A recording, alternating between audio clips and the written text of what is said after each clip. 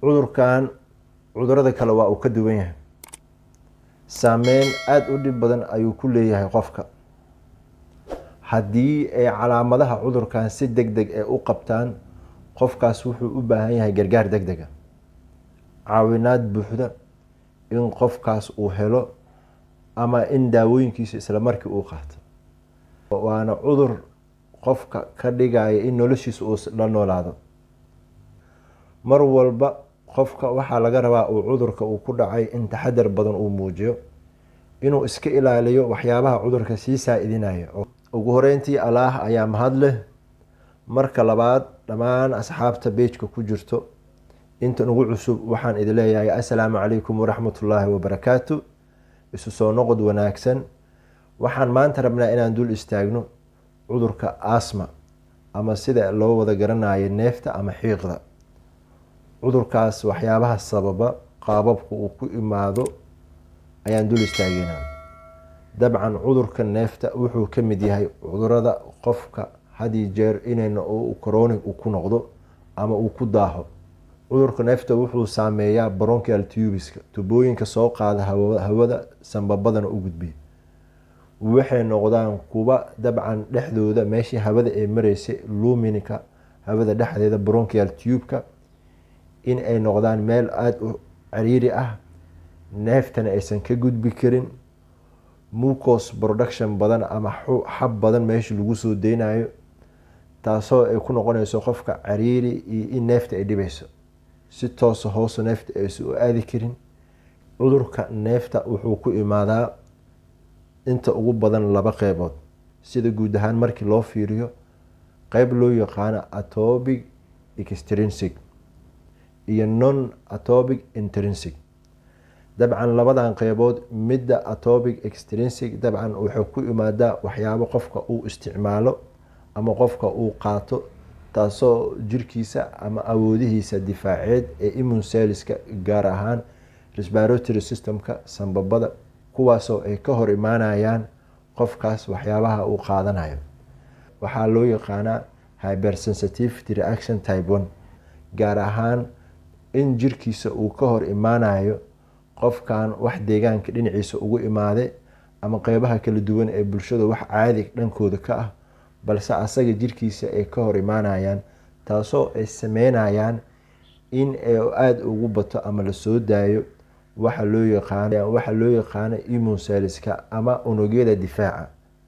gaar ahaan kuwa lymphatic cellska loo yaqaano ayaa waxay soo deynayaan oo jirkana aada ugu badanaya, neef mareenadana xirayo waxaa loo yaqaano eosinophils iyo T helper cells, taasoo ay ka dhigaysa in sanbabadiisa ay aada u caburmaan, neefsani karin, neeftiina ay dhibayso. waxyaabaha ugu badan ee qofka jirkiisa uu diidayo marka laga hadlayo atopic extrinsic, qofka waxaa jiro waxyaabo triggers riska ah qof inuu isticmaalo. waxaas markuu isticmaalana inay ku badanayso in naqaskii uu ku dhowo. waxyaabaha triggerska waxaa kamid ah kow, environmental factors, deegaanka gudihiisa waxyaabaha aadka ugu badan, gaar ahaan infectionska weliba waxaa usii badan viral diseaseka, cudurada viruska ilma aragtada ah oo hadii jeer qofka ka asiibi kara sanka iyo afka. marka ay ku dhacaan cudurada viral diseaseka oo dabcan viruska uu sababo, hadii jeer qofka waxay noqotaa mid sanbabadiisu ay aada u shaqeynin, neeftana ay aada ugu dhagaan, bronchial tubeska ama tubooyinkii neefta soo qaadayna ay yihiin kuwa cabursama, dhexdoodana ay yaraato, unugyo badanna ay difaacooda oo ay soo daayaan, caabuq badanna meesha uu ka sameysmo. waxyaabaha kale oo kamid ah oo qofka hadii jeer la dhihi karo way kusii lixaadsataa calaamadaha neefta, waxaa kamid ah daawooyinka qeybahooda kala duwan, sida aspirinka oo kale iyo beta blockerska, daawooyinka dhiigkarka loo isticmaalo. dadka qaarkooda marka ay qabaan hypersensitivity type 1 reaction, wuxuu jirkooda uu diidaa daawooyinka qeybo kamid ah. marka ay isticmaalaan waxay isku arkayaan cabur iyo xasaasiyad iyo cuncun, taasoo loo baahanya qofka inuu iska ilaaliyo inuusan daawooyinkaas qaadanin. sida aan soo sheegna waxaa kamid ah daawooyinkan aspirinka uu ka sameysan yahay noocyadiisa kala duwan, iyo daawooyinkan dhiigkarka loo isticmaalo oo beta blockeriska atenololka ay kamid yihiin. haddii jeer waxay leeyihiin bronchospasma wax loo yaqaanay in sanbabadii in neefmareenada tubooyinka neefmareenada ay noqdaan kuwa aada u xirma dhexdoodana neefta aysan ka gudbi karin. sidoo kale waxyaabaha kale oo qofka neefta aada u dhibaayo ama ka qeyb qaadanaya in uu dareemo calaamadihii neefta waxaa kamid ah allergen pollens, meelaha wasaqda ah ama meelaha hawadooda aada u wasaqeysan tahay qofka hadduu la kulmo ama uu dhex joogo waxaa laga yaabaa calaamadihii neefta inay aada ugu badanayaan, taasoo suurtagal aysan ahayn in qofka meeshaas uu joogo.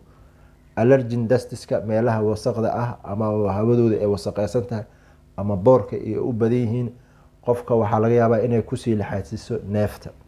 sidoo kale qofka neefta qaba waxaa kaloo aada ugu sii qeyb qaadanaya ama kusii laxaadsanaya inay neefta ay qabato cunooyinka qeybahooda kala duwan.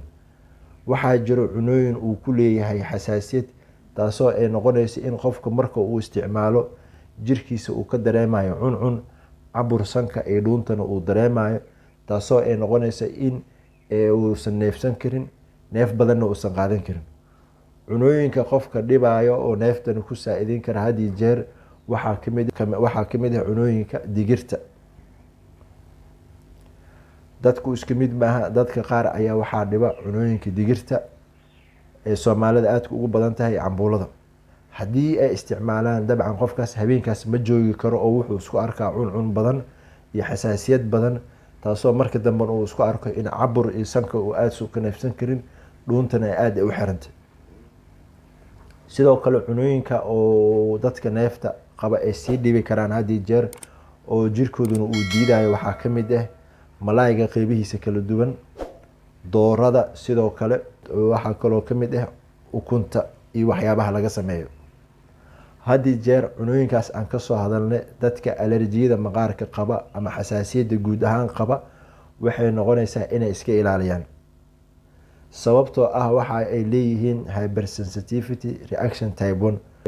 cunooyinkaas haddii jeer brotiinada ay ka sameysiin ayaa waxaa ka hor imaanaya habdifaaca uu jirka uu leeyahay, immune cellska, gaar ahaan respiratory systemka ayaa waxaa lagu soo deynaa kuwii hore aan ugu soo hadalnay kala ahay inflammatory cells iyo goblet cells oo ay kamid yihiin mast cells, macrophages, histamines iyo eosinophils, neutrophils ayaa aada ugu badanayo. qofka waxa kaloo dhibaya waxaa kamid ah neefta marka uu qabo inuusan orod badan sameyni karin, haddii uu ordana naqaska uu ku dhagayo. sidoo kale waxaa lagu arkaa neefta, sidoo kale waxyaabaha neefta dhibaya waxaa kamid ah cold air, hawada aadka u qabow. xiliyada qaarkood oo kale dabcan xiliyada ee qabowga aadka u badan yahay waxaa la arkaa dadka qaarkoodu inay naqaska uu ku dhago, ee cabur badan ay dareemaan, neefsan karin. dabcan neeftu cimilada waxyaabaha ugu muhiimsan ee qofka jirkiisa kusii laxaadsan kara ayay kamid tahay, weliba marka ay jiraan qaboobaha qeybahooda kala duwan. anigoo ah Dr. Maxamed Liibaan Maxamed, aada iyo aada idinkaga mahad celinaa neefta waxyaabaha sababa iyo siday u imaado. maanta halkan ayaan ku joojinaynaa. wasalaamu calaykum waraxmatullaahi wabarakaatu.